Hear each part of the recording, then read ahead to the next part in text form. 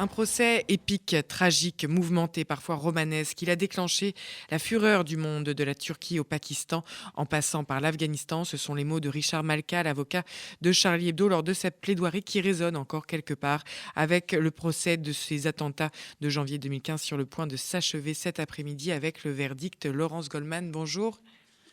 Oui, bonjour Marika. Laurence, donc enfin, le verdict de ce procès fleuve et au terme de ces 3 mois et demi d'audience ponctuée de nombreuses interruptions. Oui, ce sont 14 personnes qui sont jugées dans ce procès des attentats de janvier 2015. 3 le sont par défaut, notamment l'ex-épouse religieuse de Koulibaly, Ayad Boumedienne.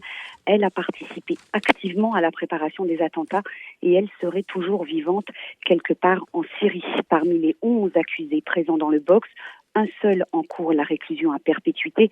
Il s'agit d'Ali Reza Polat, considéré comme le bras droit de Koulibaly. Les autres risquent des peines qui vont de 5 à 30 ans d'emprisonnement. Alors il y a déjà beaucoup de journalistes qui sont arrivés dans l'enceinte du palais de justice de la porte de Clichy. Des caméras de télévision sont d'ores et déjà installées devant la porte de la salle d'audience qui ouvrira ses portes dès 14 heures pour une audience prévue à 16 heures. Comme au premier jour de ce procès, début septembre, on attend beaucoup de monde cet après-midi. 2 salles supplémentaires sont ouvertes pour accueillir les 200 parties civiles et leurs avocats. Ils sont près de 80. Les défenseurs des accusés, une vingtaine, et la centaine de journalistes accrédités. Le grand auditorium est également disponible pour accueillir les proches des victimes, le public, mais aussi les familles des accusés, car il y en avait lundi après-midi lors de la dernière audience. Mais alors Laurence, on imagine l'attention notamment et l'attente dans des parties civiles, vous le dites, 200 parties civiles et leurs avocats. Dans quel état d'esprit sont-elles, ces parties civiles? Eh bien, tout d'abord, il y a beaucoup de fatigue pour tous ceux qui ont participé ou assisté à ce procès.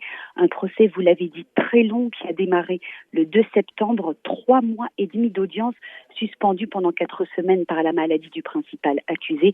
C'est un procès qui a été difficile, rude, âpre parfois, bouleversant souvent, intense, très dense, mais aussi technique et juridique. Certaines des parties civiles ont assisté tous les jours aux audiences.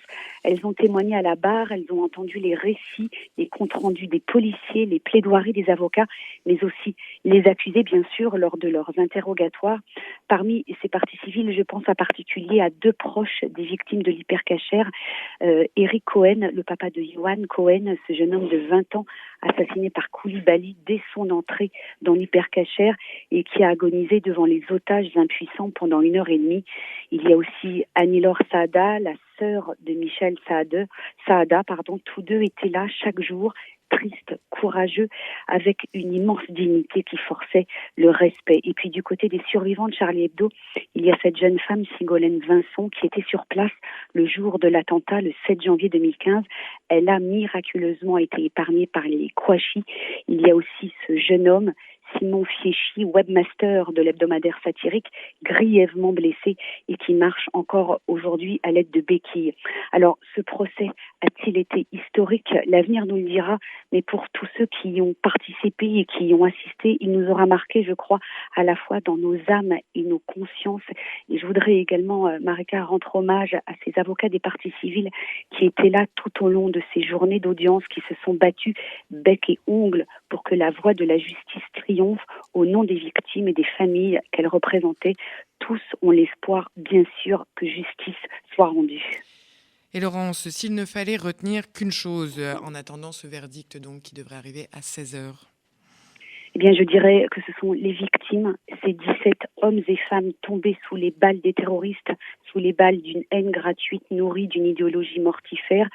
Ces journalistes et dessinateurs de Charlie Hebdo qui défendaient la liberté d'expression, l'un des piliers de notre République, ces gardes du corps qui n'ont pas eu le temps de riposter, ce technicien de maintenance dont c'était le premier jour à Charlie Hebdo, première victime des attentats, ces policiers froidement abattus parce qu'ils incarnaient l'état de droit, et enfin ces 4 victimes de l'hypercachère lâchement assassinées au seul motif qu'elles étaient juives.